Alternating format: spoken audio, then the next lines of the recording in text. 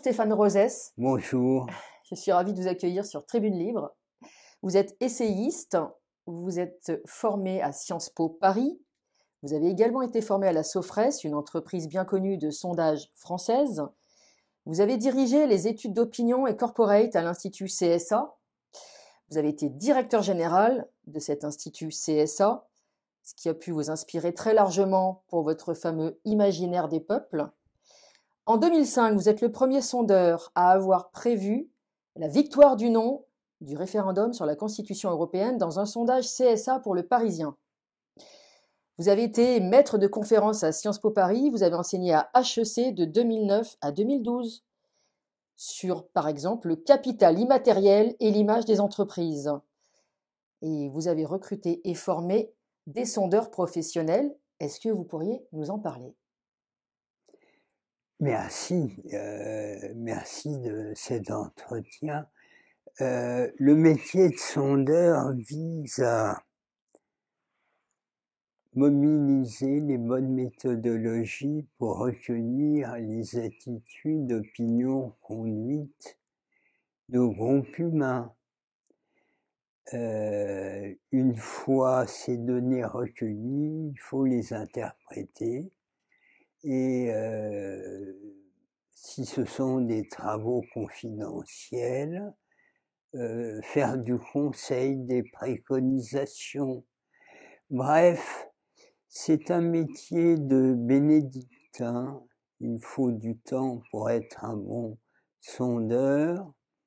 Et c'est un métier où sans cesse on doit améliorer les outils techniques, les outils de compréhension intellectuelle. C'est un métier pointu.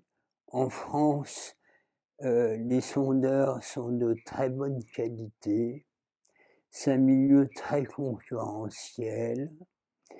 Et la formation des sondeurs se fait essentiellement dans les instituts.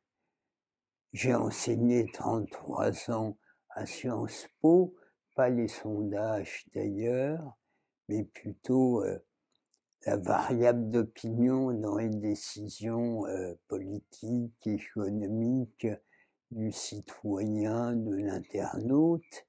Mais si vous voulez, même ceux qui ont fait une bonne formation supérieure en matière de sondage, quand ils arrivent dans un institut, ils ont tout à apprendre. Et donc, ce qui importe dans les sondages, c'est la qualité des gens qui vous ont formé.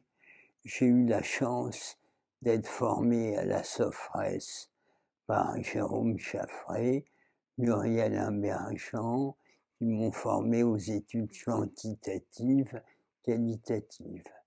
Et j'ai eu la chance de pouvoir travailler à CSA, après les avoir recrutés et formés, avec d'excellents sondeurs actuels qui dirigent des instituts dans leur partie opinion, Jean-Daniel Lévy, Frédéric Dabi, Jérôme Fourquet, Bruno Chambard, Emmanuel Rivière, Delphine Martelly. Bref, le privilège de l'âge et du travail fait que j'ai connu toutes les étapes du métier. J'étais un tout jeune chargé d'études et ensuite, en dirigeant un institut, j'ai passé le flambeau à d'excellents sondeurs. Quelles sont les méthodes requises pour réaliser un bon sondage, c'est-à-dire un sondage qui reflète au plus près la réalité ? Alors, il y a deux grands types d'outils. Il y a les études quantitatives, celles que vous voyez comme citoyen. Il s'agit de mesurer des attitudes, des opinions, des comportements et conduites. on sélectionne un échantillon dit représentatif, on pose des questions qu'on analyse ensuite à partir de variables. Donc, ces analyses quantitatives permettent de mesurer. C'est une photographie un instant T. Et puis, il y a les études dites qualitatives. Ça, ce sont des études confidentielles. On travaille avec des psychosociologues, on mène des entretiens individuels non directifs, un peu ou semi-directifs, ou directifs, ensemble en ce moment. Vous faites avec moi du semi-directif. On enregistre et avec les psychosociologues, on analyse ce qui est dit. L'intérêt n'est pas tant ce que les gens disent, il faut le savoir. L'intérêt, c'est comprendre pourquoi ils le disent, soit dans des entretiens individuels, soit dans des réunions de groupe qui durent 4 heures, soit en observant en situation les conduites des gens. Et si on comprend pourquoi les gens disent des choses en début de réunion et autre chose en fin de réunion, après qu'on leur ait injecté des informations, ou bien qu'ils aient écouté d'autres gens, ou bien dans les entretiens individuels, si on comprend pourquoi, alors on va à ce qui, de façon latente, travaille l'inconscient individuel ou collectif des cibles sur lesquelles on travaille. Donc, les études quantitatives que tout le monde connaît, on mesure, les études qualitatives, on comprend. Et j'étais réputé dans Paris comme étant un bon qualitativiste. C'est pour ça que lors de présidentielles, j'ai travaillé pour 16 candidats différents, j'ai travaillé pour 3 présidents de la République, et comme je faisais des qualis avec des quantis, j'ai pu mettre ma tête sur le milieu en assumant une baisse de 11 points du oui vers le non au traité constitutionnel européen dans la stupéfaction de Paris. Ça fait ma réputation. Pourquoi? Parce qu'en parallèle, je travaillais pour l'Élysée, Claude Chirac, le PS François Hollande, le Parti communiste, et donc j'avais compris ce que mes chiffres disaient et j'ai pu assumer et sortir du bois.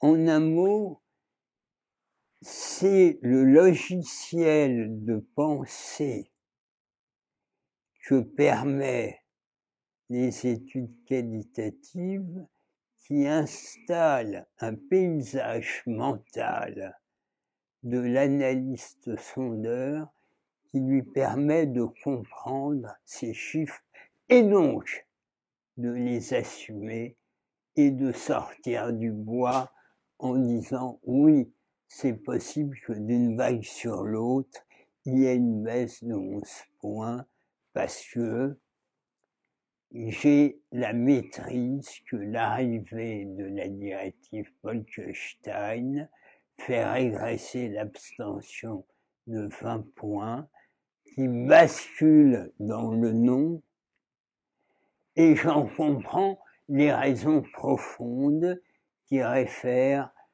aux interrogations des Français sur la contradiction entre l'Europe souhaitée et l'élargissement de l'Union européenne, dont la directive Bolkestein vient signer que l'Union européenne n'est plus la France en grand, une Europe puissance et protection, mais au contraire l'Union européenne est le relais de la globalisation néolibérale au sein de la nation française.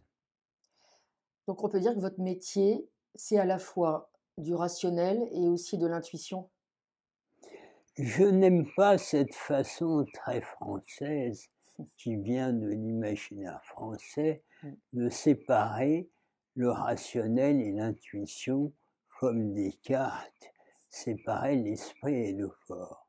Mais si Descartes a été Descartes, c'est que l'imaginaire français doit, pour faire tenir ensemble des Celtes, des Latins et des Germains, construire le réel comme étant une projection de soi, et l'idée que l'esprit est séparé du corps, que l'esprit fait le corps dans le cogito cartésien, et qu'il y aurait d'un côté la raison et de l'autre les émotions, le rationnel, l'irrationnel, les élites et le peuple, les instruits et la populace, les avant-gardes intellectuelles et les masses un peu sottes.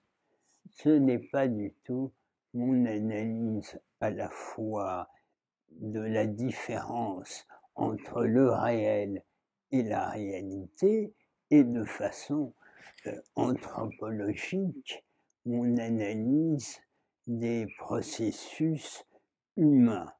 Au fond, il n'y a pas d'un côté la raison et de l'autre l'émotion. Je dirais plutôt que il y a une émotion archaïque dans tous les collectifs humains, scientifiques compris, qui est ensuite post-rationalisée, et que souvent ce qu'on appelle émotion, irrationalité, n'est que le mot pour dire « je ne comprends pas ce qui se passe ». Très bien. Est-ce que vous pourriez d'ailleurs nous rappeler ce que sont selon vous les différences entre le libéralisme, le néolibéralisme et l'ultralibéralisme? C'est important de les distinguer, sinon on ne comprend pas ce qui se passe dans le monde, en Europe et en France. Le libéralisme, c'est la pensée devenue réalité. Enfin, je ne devrais pas dire les choses comme ça. Disons, c'est la pensée et la réalité de sociétés qui, à partir du capitalisme naissant et des Lumières, pensent et organisent la société dans une cohérence entre le peuple constitué en nation, le marché et la démocratie. Ça veut dire qu'au sein du libéralisme, il y a une combinaison assez homogène entre la démocratie et le marché, reliés par la souveraineté nationale, avec une recherche d'une harmonie dans les rapports sociaux. L'ultralibéralisme, c'est la forme sociale que prend le régime politique libéral quand le rapport capital-travail est fortement dégradé au profit du travail. Le néolibéralisme, en tout cas ma conception, quand je dis ma conception, je veux dire par là qu'elle me semble être à la fois la plus adaptée au réel et à la fois celle qui me permet d'en rendre raison, le néolibéralisme, c'est la pensée et la réalité politique qui visent à passer au nom du progrès du gouvernement des hommes à l'administration des choses, comme disait le penseur du 19e, Saint-Simon. C'est l'idée que, remontant dès les Lumières à un débat, la loi ne doit pas émaner d'une communauté humaine et de ses us et coutumes, donc d'une nation avec ses us et coutumes singulières, mais la loi pourrait être la même pour les peuples, quelle que soit leur nation et us et coutumes. Dès les Lumières, il y a ce débat entre le juriste Montesquieu, pour qui la loi vient des peuples, les us et coutumes, les lettres persanes.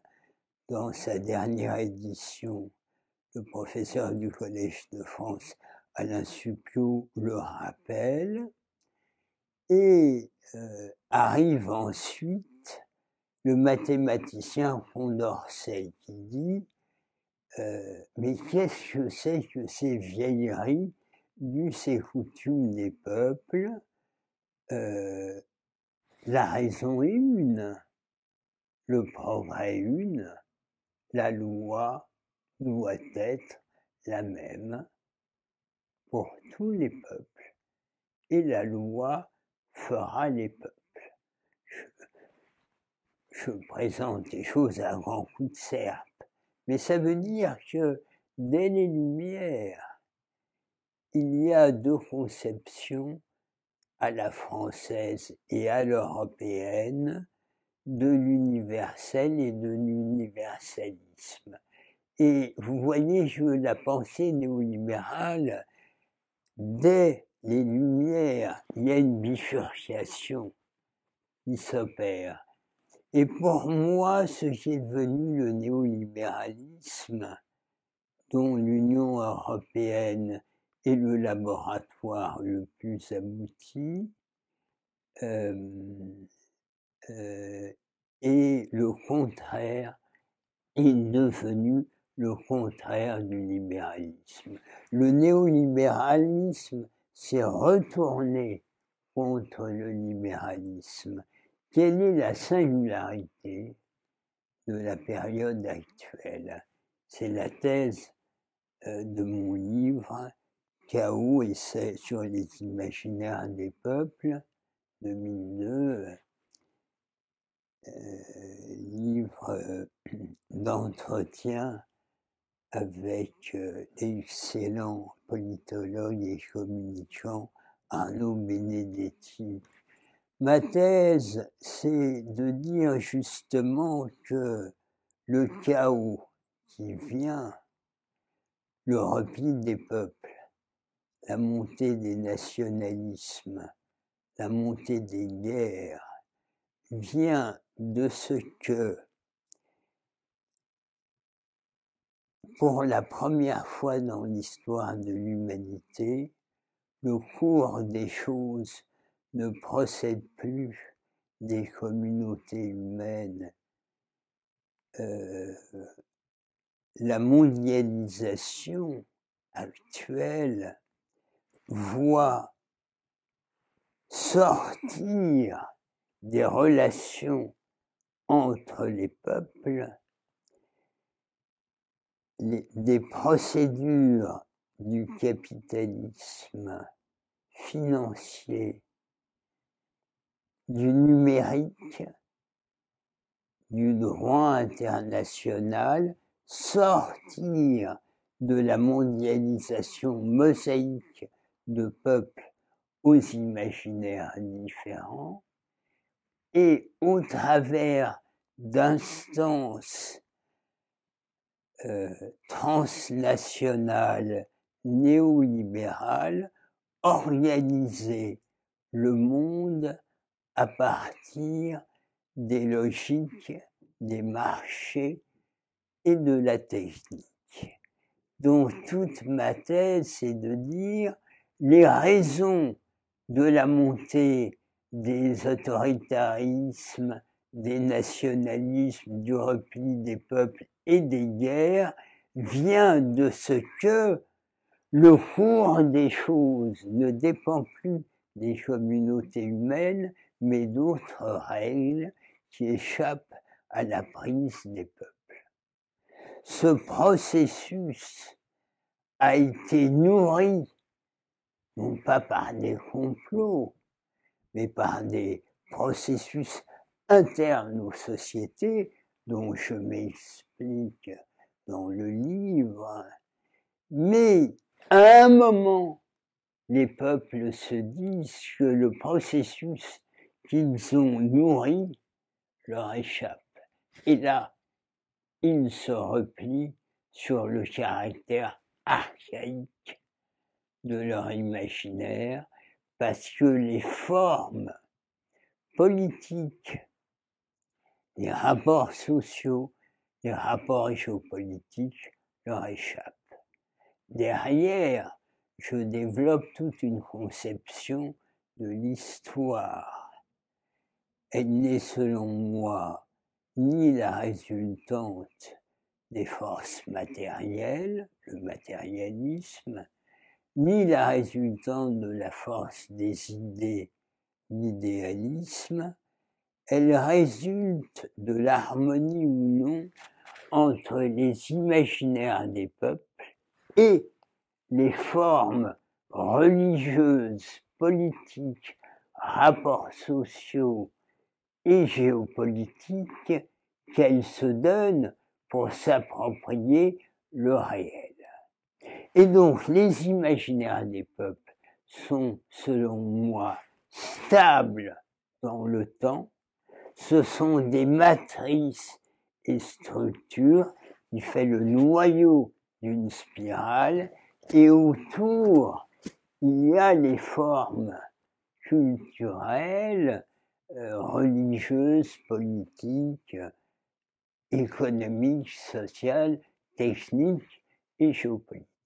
Et c'est quand il y a disharmonie entre les imaginaires et leurs formes qu'il y a chaos, rupture.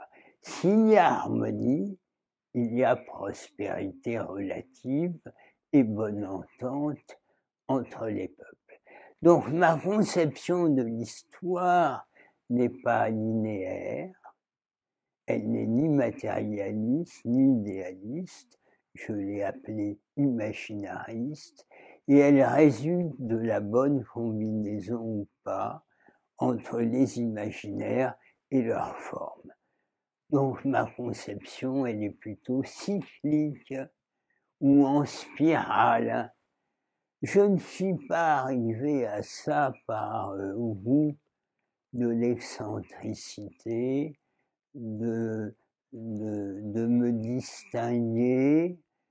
Je suis un professionnel, je ne suis pas un universitaire, je ne suis pas un chercheur.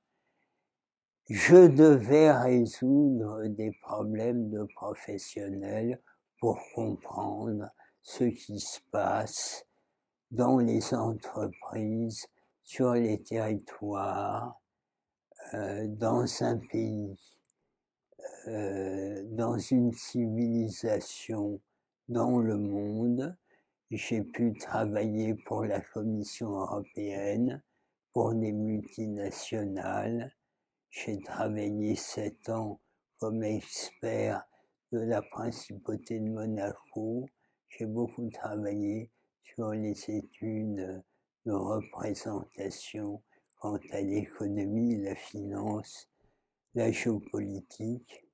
J'ai travaillé pour le Marshall Fund, à la SOFRES, pour la branche française des études de la CIA, USIA, bref, j'ai beaucoup travaillé dans des domaines fort divers et à un moment, j'ai repéré des constantes comportementales dans les façons de voir, d'être et de faire des collectifs humains, ce que j'appelle les imaginaires. Et puis, j'ai remarqué, sans cesse changeant, les évolutions des religions, théologico-politiques, les évolutions politiques, idéologiques, les changements d'attitude des peuples idéologiques. J'ai constaté le rapport entre la vision de l'économie et l'imaginaire des peuples. Ainsi, avec le président Hollande, j'ai beaucoup échangé avec lui au moment du Brexit sur comment bien parler à la chancelière Merkel pour que l'Allemagne ne mette pas dehors la Grèce, en lui rappelant que pour les Allemands, c'était le même terme pour dire dette et culpabilité, Schuld. Et que donc, il fallait jouer du ressort de la culpabilité avec les Allemands pour les convaincre que la Troïka ne mette pas dehors la Grèce en disant si la Grèce est dehors, on dira c'est la faute aux Allemands, ravivant la culpabilité sur la Seconde Guerre mondiale. Pour les Allemands, la dette, c'est un problème. Contrairement à ce qui est dit, ça ne date pas de la crise des années 20. Il faut remonter à Luther, à la guerre des paysans. C'est que le problème des Allemands qui fait leur imaginaire de la procédure, de la règle militaire, totalitaire, puis démocratique, juridique, habermasienne, c'est comment ne pas se diviser, comment ne pas s'entretuer comme lors de la guerre des paysans. Et la dette est, comme pour les Allemands, le politique pur, contrairement aux Français, est source de division. C'est l'angoisse, c'est das Angst, comme disent les Allemands. C'est pour ça que l'imaginaire allemand, c'est un imaginaire de l'assemblage, d'où le fait qu'en allemand, le verbe est à la fin et toutes les procédures de négociation politique et le parlementarisme en Allemagne. La France, c'est l'inverse. La France, il fallait assembler des Celtes, des Latins, des Germains. Donc si l'imaginaire allemand est réglementaire, procédurier, voire disciplinaire, selon les périodes historiques, l'imaginaire français, il est projectif et universaliste. Je parlais de Descartes tout à l'heure. Et donc c'est la phrase de René Char, notre héritage est précédé d'aucun testament. Il y a un héritage, c'est notre imaginaire. Il n'y a pas de testament. Il faut sans cesse, par le politique, construire un avenir commun en croyant faire du passé table rase, alors qu'en fait, nos façons de faire perdurent de la monarchie à la République. C'est la même chose. Péguy disait « La République une et indivisible, notre royaume de France ». Péguy avait repéré, comme Tocqueville et comme d'une autre façon je le théorise, derrière les changements perpétuels en France, depuis la guerre des Gaules, il y a toujours la même façon française d'être. Et c'est la projection dans l'avenir qui tient le présent. Pour les Allemands, c'est l'inverse. D'où la différence entre le théâtre à la française, à l'allemande, la musique française, la musique allemande, car les imaginaires des peuples imbibe tout dans les sociétés. Donc, en allemand, le verbe est à la fin pour obliger à écouter. Bon. Le français, c'est l'inverse. À tout moment, on peut couper. C'est Madame de Staël de Berlin, qui a envoyé une lettre à sa fille en lui disant « Comme je regrette le gazouillis de mon salon où tout le monde se coupe la parole en se comprenant. » Et les Allemands parlant de Madame de Staël disaient que cette Française est insupportable à parler tout le temps, tout en coupant la parole aux gens. Voilà, les imaginaires des peuples travaillent toutes les dimensions. Les peuples ne s'en rendent pas compte parce qu'ils sont comme des poissons rouges dans leur bocal, c'est leur vie. Ils ne comprennent pas leur propre singularité. Et la France est le peuple au monde qui comprend le moins avec les Américains, mais pour des raisons différentes quant à leur type d'universalisme, la singularité des autres peuples. Donc, si je vous suis, votre travail tient compte de ce que les bouddhistes appellent l'impermanence des choses. Vous constatez aujourd'hui donc une crise de la souveraineté. Que pensez-vous des conditions d'organisation, démocratiques ou non, des toutes récentes élections européennes? L'Europe, c'est des élections pour l'Union européenne. On analyse, pour avoir beaucoup travaillé sur les questions européennes lors des présidences françaises de l'Union européenne, de Nicolas Sarkozy notamment, mais aussi pour la Commission européenne. Et en rapport avec ce que je dis sur l'imaginaire de chaque peuple. Il faut distinguer deux choses, l'Europe et l'Union européenne. L'Europe, c'est un imaginaire, c'est un génie, c'est une singularité. J'ai travaillé il y a 15 ans pour une mission ponctuelle pour l'ambassade de Chine. Les Chinois, quand ils voient l'Europe, ils ne comprennent pas.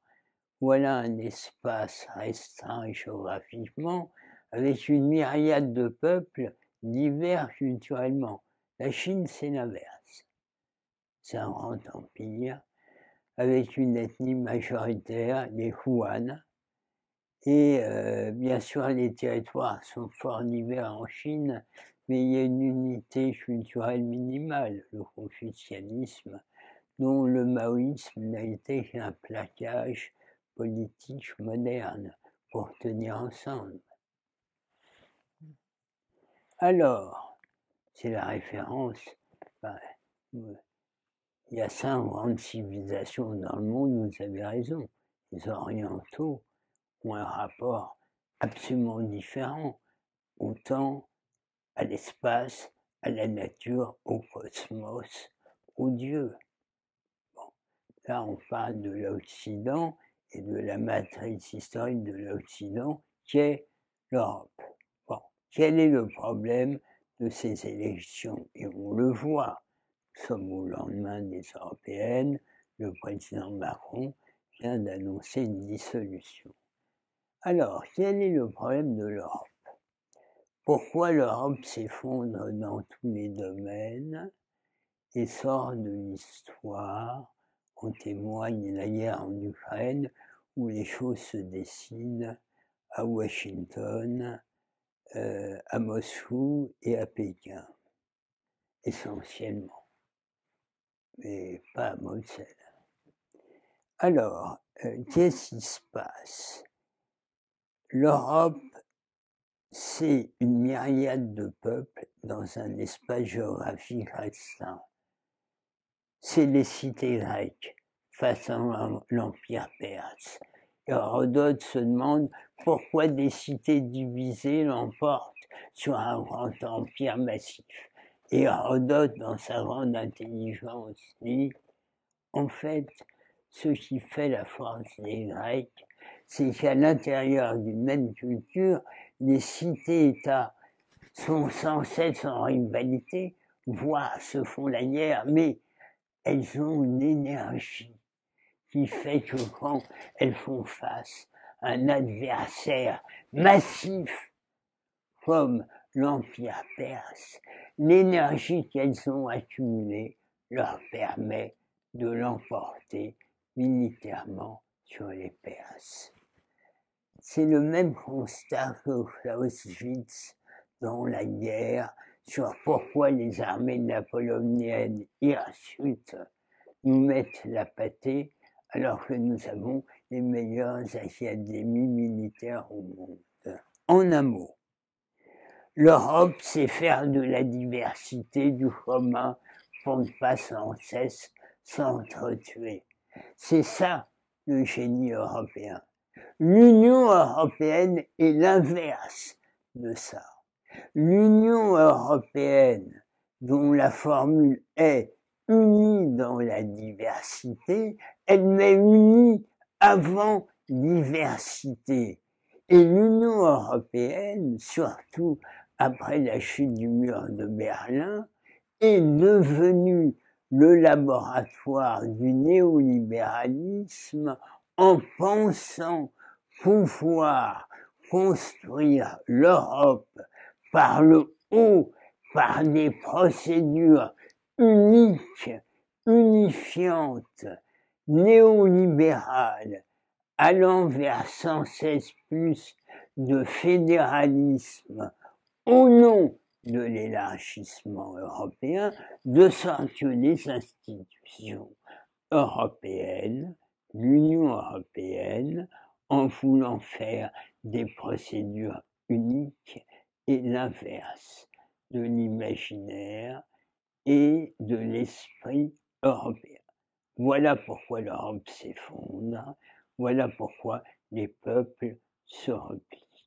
Dans cette illusion néolibérale dont les Français portent une grande part de responsabilité dans le vice de penser, à partir d'illusions très françaises, dès Saint-Simon, Victor Hugo, confondant la France et les États-Unis, Jean Monnet, Robert Schuman, ceux qui ont pensé, notamment au sein de la trilatérale, ce que va devenir l'Union européenne, c'est l'illusion française de Condorcet que l'histoire se fait par le haut. Non, l'histoire se fait pas par le haut. Les Français pensent, du fait de leur imaginaire, que le réel procède du haut, mais le réel, il agit par le bas. C'est ça l'imaginaire français. C'est que pour tenir ensemble des Celtes, des Latins, des Germains, il faut penser que c'est le haut, l'État, la loi, le progrès, la raison qui fait le bas. Non, non. C'est le bas qui, pour s'assembler, construit le haut. Donc, dans ma grille d'analyse, il faut distinguer imaginaire et ce qui l'anime. Il faut distinguer réel et réalité.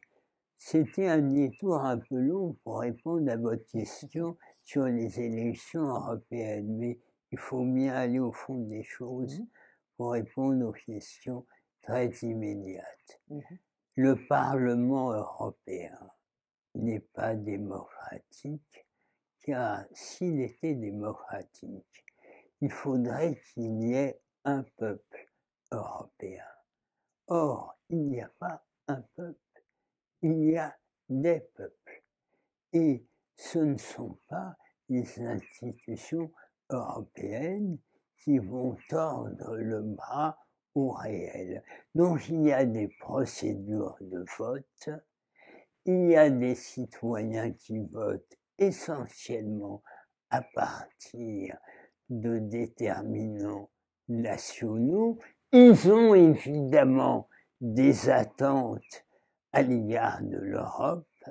Les Italiens, les Français sont les plus pro-européens, mais en France et récemment en Italie, ce sont les plus hostiles à ce qui est devenu l'Union européenne. Les Français, en 2005, ont voté à 55% contre l'Union européenne.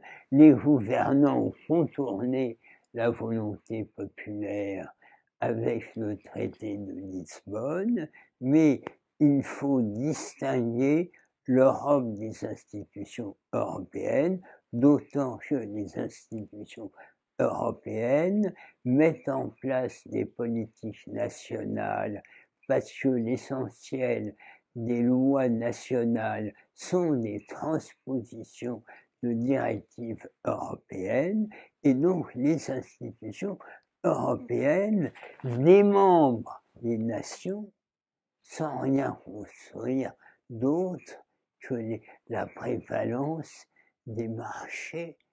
Et donc nous avons perdu tous nos grands fleurons. L'Europe se fait concurrencer dans tous les domaines. L'Europe s'effondre parce que le fédéralisme et le néolibéralisme de l'Union européenne sapent les piliers de l'Europe que sont ces nations. Il y a une dissolution de l'Assemblée en cours. Quels sont vos pronostics pour les législatives à venir? C'est peut-être difficile à établir. Quand j'étais sondeur par déontologie, comme on accorde beaucoup aux sondeurs, je ne faisais jamais de pronostic public. Je ne suis plus sondeur.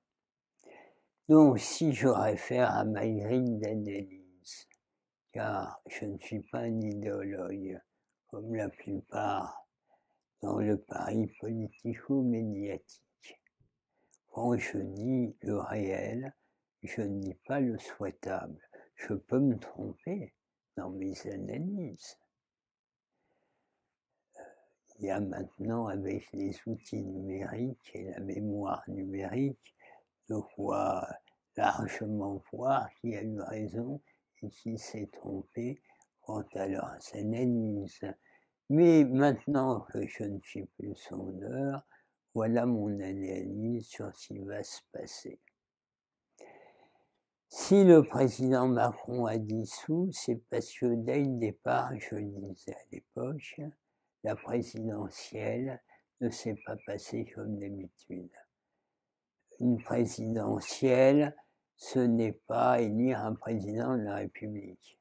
Une présidentielle, c'est réactiver l'imaginaire français, dont les candidats pour qui j'ai tellement travaillé sont des acteurs, pas des auteurs, des acteurs, et celui qui va l'emporter est celui qui aura su le mieux se trouver au centre de gravité de ce qui attend à un moment donné à l'intérieur de l'imaginaire de son peuple,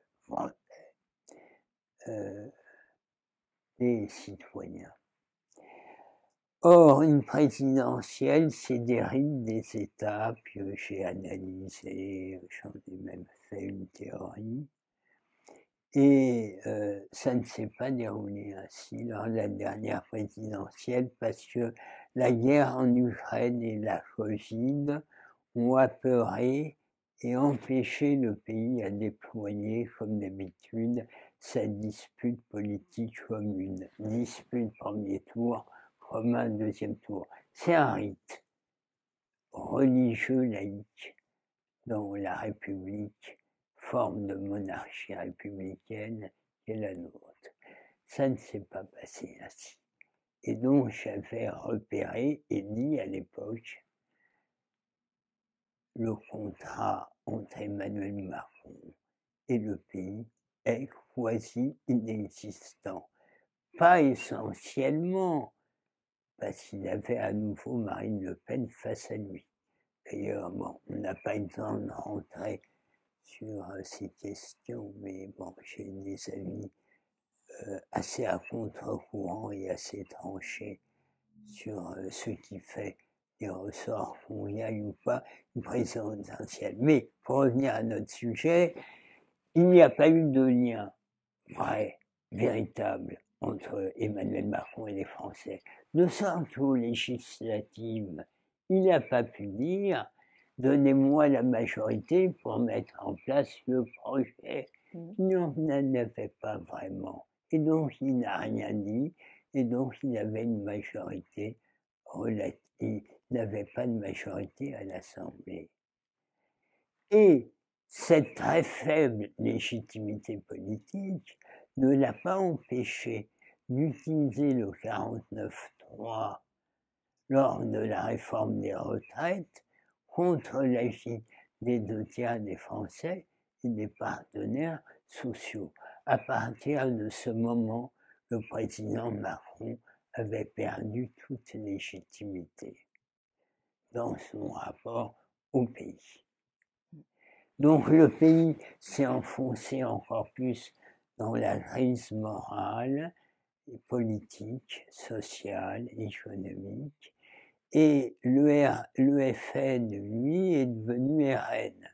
Marine Le Pen a fait passer, c'était mon analyse dès les dernières européennes, à partir des mêmes critères d'évaluation, Marine Le Pen, à partir des dernières européennes, pas de celle-là, a fait muter le FN d'organisation néofasciste, anti-républicaine, raciste et antisémite du père, en peu à peu formation bonapartiste, comme le premier RPF, comme le RPF sous la 4e ou le premier RPR.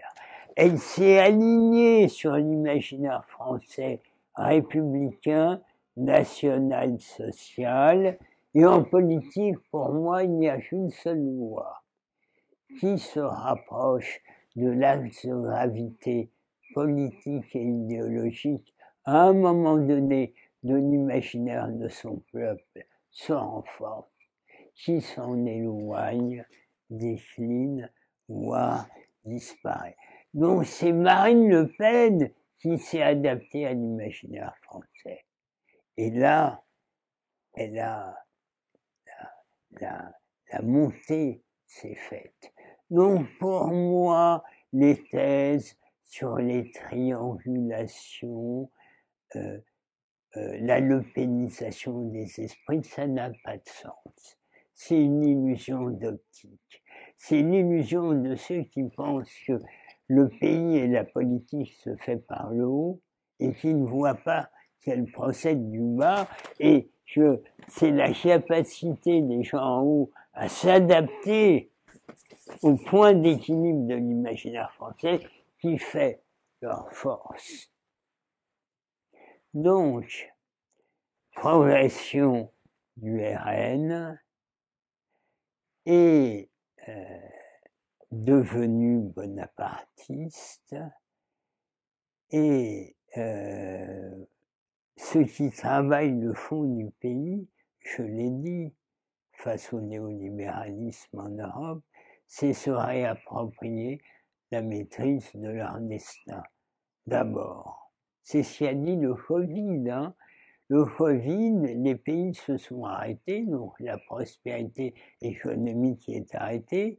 Même les libertés démocratiques ont été mises en suspens pour faire face ensemble, face aux mêmes défis, qu'on soit en Chine, en Amérique du Sud, en Afrique, dans toutes les parties du monde. Donc, le sujet des peuples, c'est d'abord faire face à la maîtrise de notre destin. Ça s'appelle la souveraineté nationale. l'Union européenne contourne la souveraineté nationale. Le président Macron, en néolibéral, à la française, pense qu'il peut y avoir symétrie entre souveraineté européenne et souveraineté nationale. La souveraineté européenne n'est que l'autre nom du néolibéralisme et de la fin de la souveraineté nationale. Donc, le pays est travaillé derrière les sondages sur l'immigration et tout, par une question plus forte que ne peuvent pas mesurer les sondages quantitatifs, qui est on peut être maître de notre destin.